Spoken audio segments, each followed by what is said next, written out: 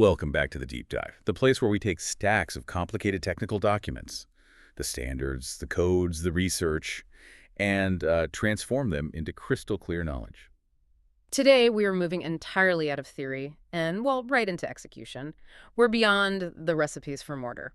Yeah. This is a deep dive into the critical, time-sensitive process of mixing the material And applying it. especially under the gun with temperature extremes, whether you're trying to keep the water from boiling away or from turning instantly into ice. And our sources today are dense. I mean, we're drawing from the Canada Masonry Design Center, various CSA standards, A179, A371. This is the non-negotiable stuff. These are the rules, yeah. They're designed to ensure structural integrity and prevent failure. So for you, the learner, this is your complete shortcut. We're giving you the precise timing and protocols required on any professional masonry job site facing real-world conditions. It's really a study in material science under duress. And before we even, dive into the mixing times, we have to ground ourselves in what we're actually trying to control. Exactly. Before we fire up the mixer, let's clearly define the two states of mortar we care about, because quality, especially in masonry, isn't always obvious until it's way too late. Right. So first you have the plastic state. This is the workable material when it's fresh, sitting on the mortar board, or, being applied with the trowel. Its characteristics here are all about workability, flow, consistency, and retention. How easy it is for the mason to spread and how much water it holds onto. But here's the key part, right? This is the critical technical insight for every builder. You cannot tell the final quality or long-term durability of the mortar just by looking at it or feeling it in this plastic state. It's deceptive. It's the promise, not the payment.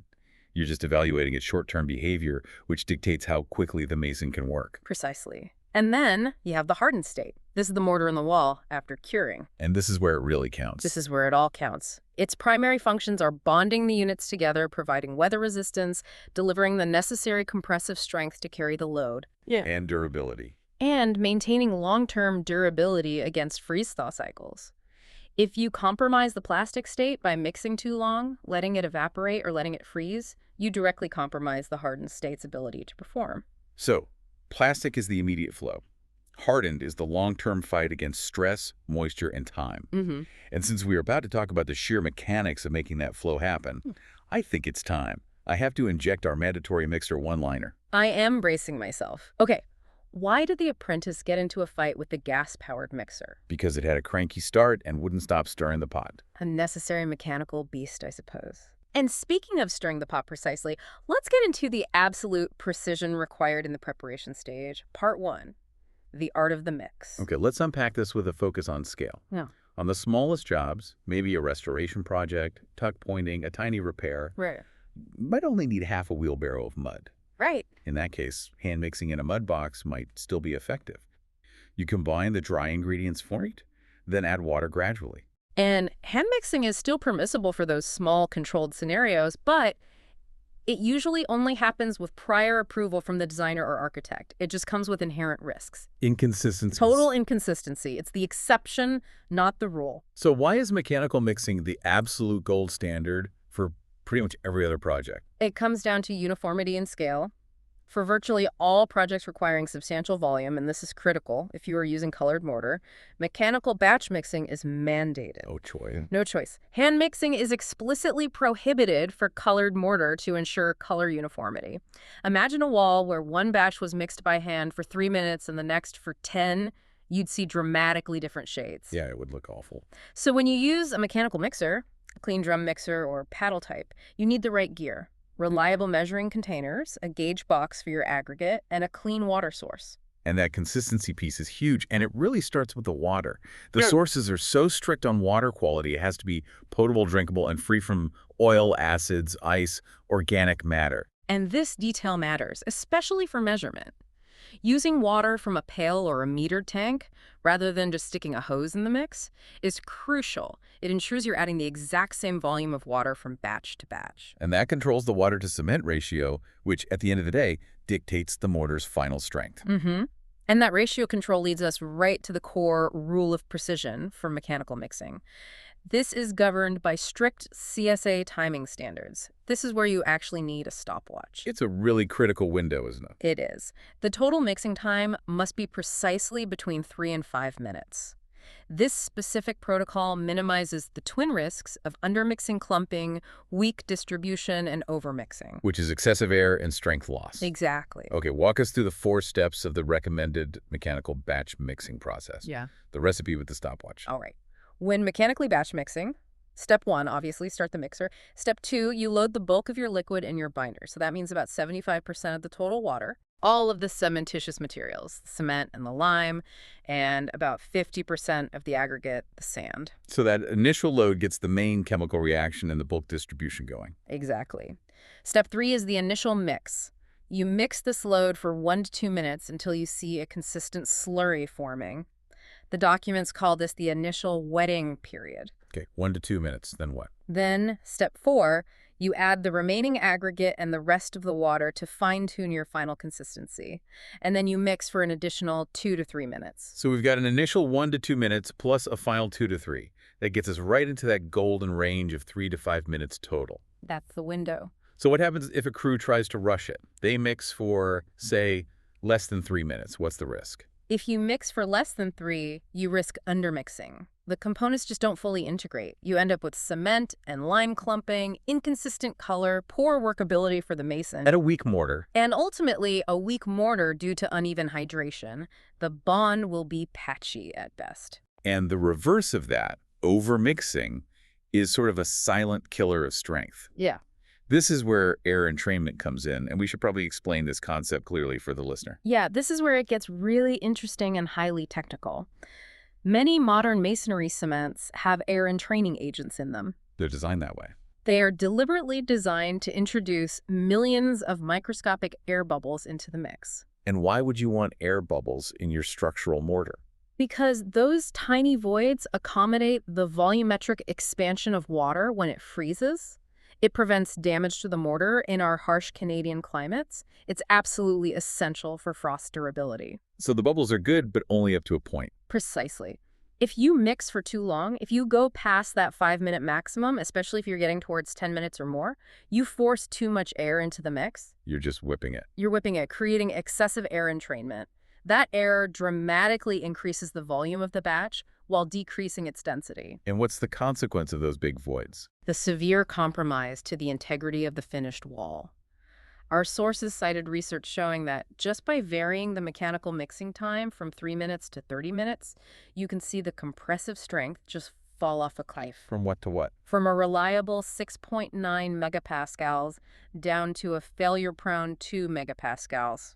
Wow.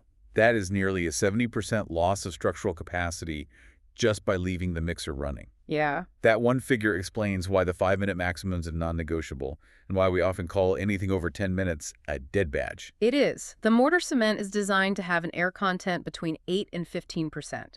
Exceeding that is just disastrous for structural capacity. The trade-off for freeze-thaw durability is acceptable when the air is controlled, but when it's excessive, that loss of strength means the wall just can't carry its required load. Or, more commonly, the bond between the unit and the mortar is severely compromised. And speaking of timing, the clock is ticking the second that water hits the cement. Which brings us to the operational lifespan of the plastic mortar. You can't just mix it and go for a 2-hour lunch. Absolutely not. Mortar has a very hard deadline mandated by hydration. Under normal conditions, that's air temperature below 25 degrees Celsius, you have 2.5 hours That's it. from the initial mixing. After that, the batch is structurally compromised. If the air temp hits 25 C or hotter, that lifespan drops to just 1.5 hours. Why that hard 2.5-hour maximum, even if the material still looks, kind of workable? Because the initial set and the ongoing hydration, they cause a reduction in the material's ability to bond properly.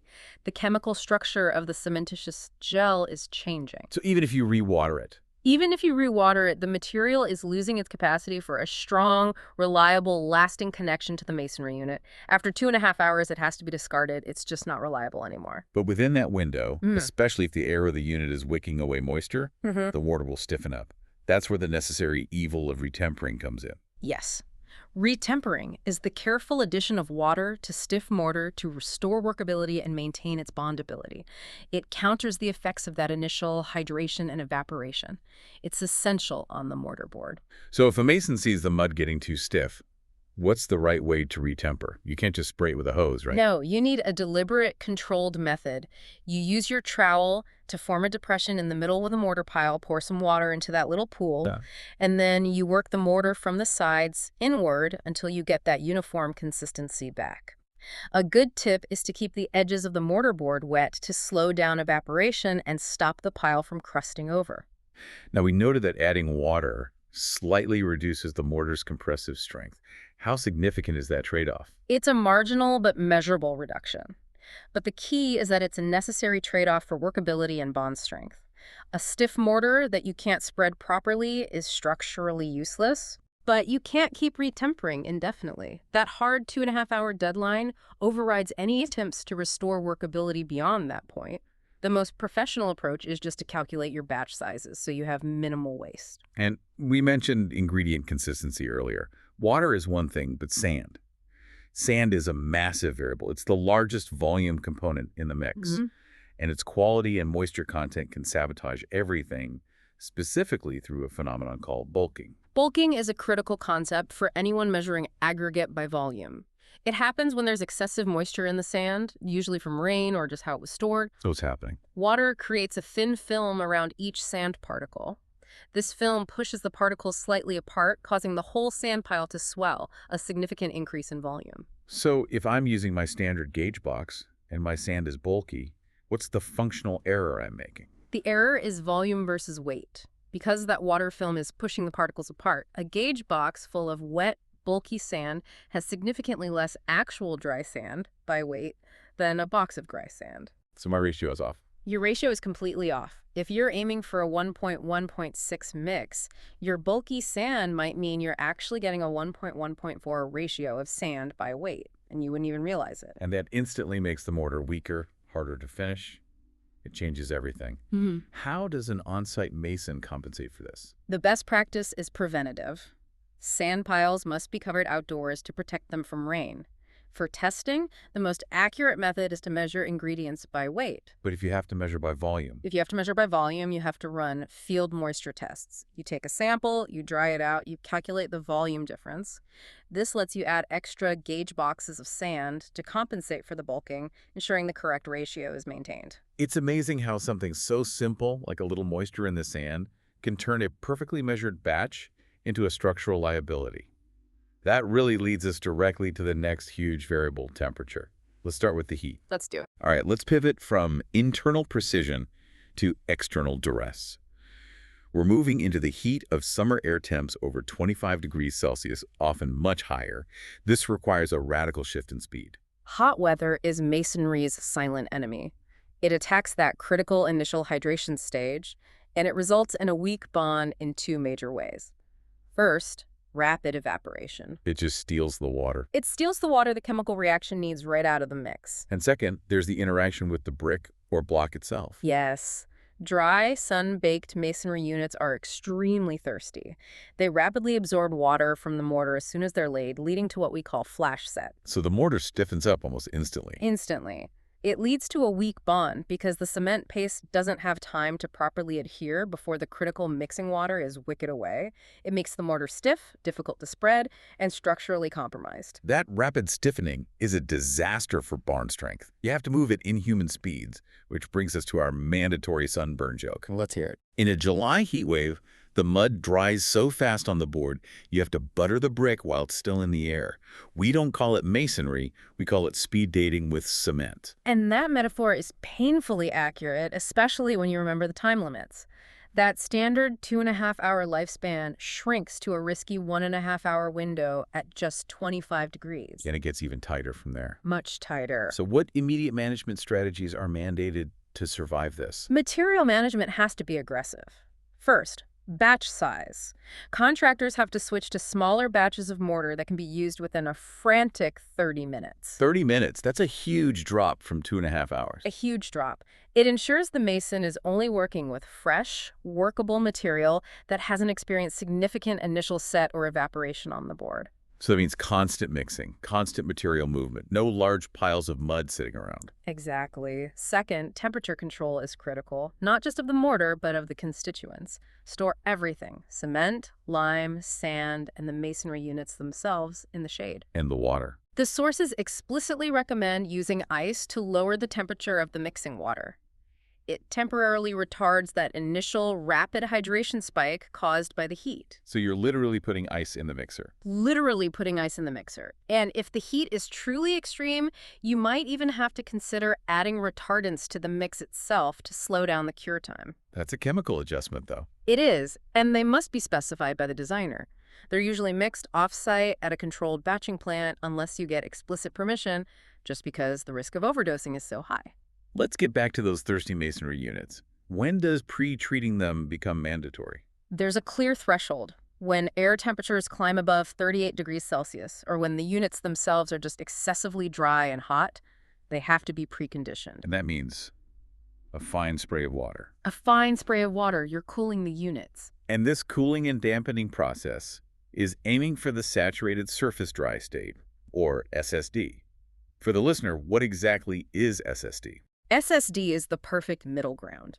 The unit is damp enough that its capillary suction, its thirst, is quenched, so it won't steal essential mixing water out of the mortar. But it's not soaking wet. Exactly.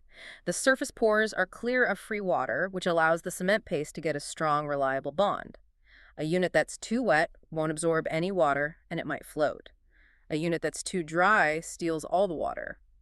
SSD is the sweet spot. And the speed of placement becomes incredibly tight. The rules aren't just about the mortar lifespan. They're about the time between laying the mud and seating the unit. The CSA standards impose severe constraints here. A mason should not spread the mortar for more than 1.2 meters, just under 4 feet, before the units are laid. And why is that? It just limits the surface area that's exposed to the sun, wind, and rapid evaporation. That 1.2 meter limit is already tight, but there's an even more critical time limit that forces just insane efficiency from the mason. Yes, the clock becomes absolutely ruthless. The masonry unit must be laid and firmly seated within a single 1 minute of the mortar being spread. 1 minute. 1 minute.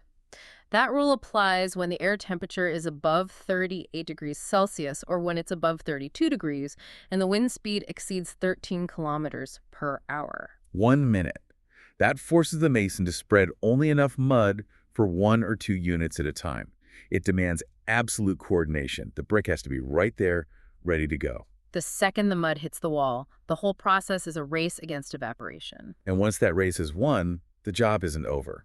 The freshly laid masonry has to be protected immediately from drying too quickly. Yeah, you have to prevent surface shrinkage cracks. This means using waterproof, non-staining coverings to shade the wall, maintain a stable temperature, and ensure proper curing. This protection is vital because if the wall dries too quickly, it doesn't just look bad. The surface cement doesn't fully hydrate. And you're left with a weak, powdery layer that compromises the weather seal. The final quality of the wall hinges entirely on controlling that water loss during the initial hours. Okay, we've managed the heat. Now let's go to the other extreme, where Canadian construction standards truly shine. We are moving into the cold weather protocols, where the battle is against freezing. And this is a matter of chemical necessity. The main goal is simple: prevent the mortar and grout from freezing prematurely. Water expands, and freezing mortar just stops the hydration process entirely. So it will never reach its design strength. Never. And high moisture content materials like grout are a particularly high-risk problem in freezing temperatures. The primary threat in concrete block walls. They are. Grout is high slump, high water content material needed to fill the vertical cells. Water expands by about 9% when it freezes. If that grout freezes while it's confined in those narrow, rigid cells, the block will crack. The block will crack. That expansion exerts hundreds of pounds of pressure per square inch. We saw examples in the sources of horizontal cracks tracing a bond beam, a direct result of unprotected grout freezing. And you can't use frozen units either, right? No. If a brick or block contains moisture and is frozen, the unit's pores are blocked by ice crystals. When you lay it, it can't absorb the necessary water from the mortar. You get a terrible bond. The units can even float on the mortar bed. So the first step below freezing isn't just protecting the finished wall, it's heating the ingredients to create hot mud. Why is warming the sand and water so crucial? Mortar mixed with cold materials has inferior plastic properties. It leads to lower effective water content, increased air, reduced workability, and slower early strength gain. So heating them just gets you back to normal. It ensures the mortar achieves properties similar to those mixed at normal temperatures, allowing for proper workability and predictable hydration. Let's break down the mandated heating requirements from the CSA standards, because they really ratchet up as the temperature drops. They're very precise, starting near freezing. When the air temperature is between 0 and 4 degrees Celsius, you have to heat either the sand or the mixing water. You have a choice. You have a choice. The heated material has to be kept within a strict range. A minimum of 20 degrees Celsius and a maximum of 70. That 70-degree max is important. You're not boiling the water, you're not scorching the sand. Exactly. Too hot and you risk a flash set even in the cool weather. But the moment you cross that freezing line, the rules get stricter. Between -4 degrees Celsius and 0, what changes? The choice is gone. Both the sand and the mixing water must be heated, and you still have to maintain that 20 to 70 degree temperature range. This is the minimum to produce viable mortar below freezing. And practically speaking, heating water is pretty easy with immersion heaters or burners.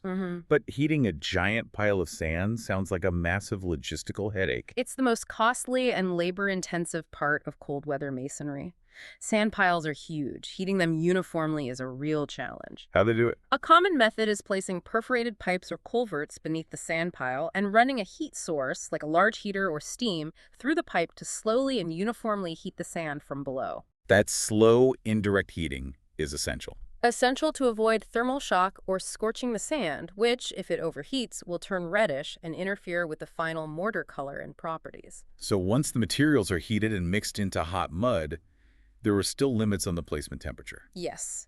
The mortar itself, when you place it, has to have a minimum temperature of 4 degrees Celsius to ensure hydration can continue, but it can't exceed 50 degrees Celsius to prevent flash setting. Grout, though, which is more vulnerable, has a higher minimum. Correct. Grout, because of its high water content and critical structural role, must be placed with a minimum temperature of 20 degrees Celsius and a maximum of 50. That higher minimum ensures it stays fluid and gains early strength fast. As the temperature keeps falling, we move from just heating the materials to heating the entire environment. Below -4 degrees, what's mandatory? Once you're below -4, you have to provide heat on both sides of the walls under construction. This prevents differential freezing. You also need wind breaks if the wind is over 25 kilometers per hour, because wind just rips heat away. And then we get to the true Canadian extreme construction scenario, which is where the logistical commitment becomes just enormous. When the temperature falls to -7 degrees Celsius and below, the requirements are mandatory and comprehensive. You need complete enclosures and supplementary heat to maintain the air temperature above 0 degrees on both sides of the work, 24/7. And the units themselves. The units themselves have to be kept at a minimum of 7 degrees Celsius when you lay them. So you're essentially building a temporary heated greenhouse around the wall. The scale of that effort is huge. It's why Canadian construction costs have to factor in this massive overhead for cold weather work. It's a huge financial commitment, but it's non-negotiable if you want a wall that will last. You are fighting thermodynamics to make sure that mortar gains enough strength before freezing can cause irreversible damage. And that leads perfectly to our mandated joke about the cold. Go for it. You know it's a Canadian winter when you aren't sure if the mortar is set or if it's just a very organized block of ice. And that is the very real dilemma you were trying to avoid. Because if it's just a block of ice when spring hits and it thaws, you have a weak, compromised, and useless wall. So how long does the contractor need to keep that wall warm? The post-construction curing protection is defined by strict timeframes. The 48-hour rule is key. Standard grout must be kept above 0 degrees Celsius for 48 hours after placement. Is there any way to shorten that? If you use high early strength Portland cement grout, you can potentially reduce that to 24 hours because it hydrates faster. But crucially, the masonry receiving the grout also has to be kept above 0 for that same duration. And the method of protection varies a lot depending on how cold it is. If the daily mean temperature is hovering between 0 and 4 degrees, you just need protection from rain or snow for 48 hours. If it drops to -4 to 0, the masonry has to be completely covered with insulating materials for 48 hours. And at the absolute extreme, below a -7 daily mean. The masonry temperature has to be actively maintained above zero for the full 48 hours using that mandatory enclosure and supplementary heat.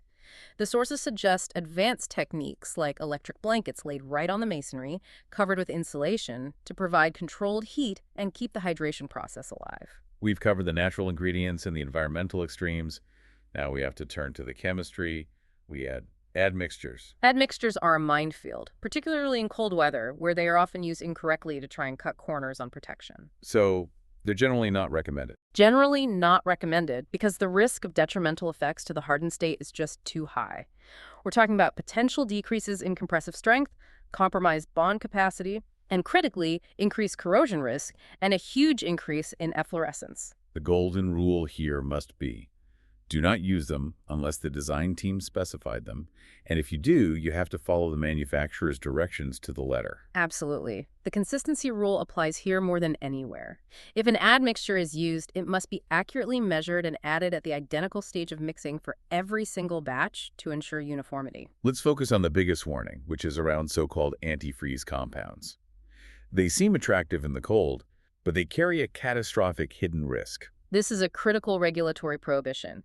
Antifreeze compounds are strictly forbidden for use in mortar or grout, as mandated by CSA A17914. It's a hard prohibition built on decades of catastrophic failures. I think some of the confusion comes from contractors misusing accelerators and calling them antifreeze. What's the difference? Many products marketed vaguely as antifreeze actually function as accelerators. They speed up hydration, which generates heat faster, and that reduces the time you need to keep the structure heated. But they don't actually stop it from freezing. They don't truly lower the freezing point enough to prevent damage. True antifreeze compounds, based on alcohols or salts, require quantities that just decimate your compressive strength and bond capacity. They fundamentally weaken the wall. But the worst offender, the chemical specifically targeted for prohibition, is calcium chloride. Why is this particular compound such a catastrophe for reinforced masonry? This is the critical safety and structural warning, and it's entirely about metal.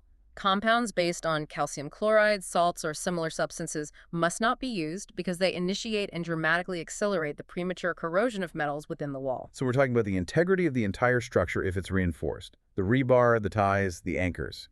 Exactly. Normally, reinforcing steel buried in alkaline concrete or grout develops a natural protective layer, a passive film. Chloride ions, especially from calcium chloride, penetrate this paste and destroy that film. And once that film is gone? Corrosion begins rapidly. Steel expands dramatically, up to 8 times its original volume, as it rusts. And that expansion causes spalling and cracking of the masonry unit itself, which can lead to structural failure. You've sacrificed the long-term life of the wall for a tiny, short-term gain. It is absolute structural suicide. Furthermore, using chloride salts significantly increases the occurrence of efflorescence. We should probably define that clearly. Right. The white, powdery stain you see on brick walls. Exactly. Efflorescence is the deposition of soluble salts on the surface of masonry, carried there by water migrating through the wall.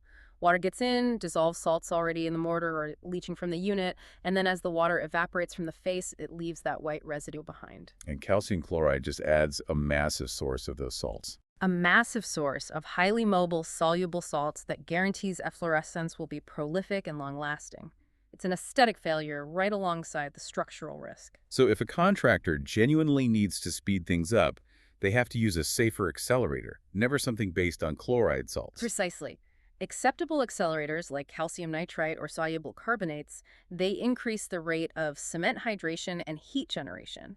They can help develop that early strength faster. But they're not a substitute for protection. No, you still need to keep the wall warm. And any accelerator used has to be rigorously evaluated by the designer to ensure it doesn't cause corrosion, efflorescence, or unintended strength changes. The overall message on admixtures seems to be, if you can avoid them, avoid them. If you must use them, use only what is specified and measure with extreme scientific rigor. That sums it up perfectly. You are altering the fundamental chemistry of the mix. It has to be controlled, precise, and guided by the catastrophic historical consequences of using corrosive salts. This deep dive has really shown that mixing mortar is so much more than just mixing mud. It's a critical technical procedure governed by hard time limits and mandatory temperature management. To summarize the key takeaways for you, the learner, remember the absolute precision required in the mix, that 3 to 5 minute mechanical mixing rule. Never overmix, or you risk losing substantial compressive strength. In hot weather, you're operating under extreme urgency. You have to manage material temperature, control the thirst of the units, that SSD state, and strictly respect that absolute limit of 1 minute for placement after spreading when conditions are extreme. And in Canadian cold weather, remember the heating mandates. At or below freezing, you must heat both sand and water.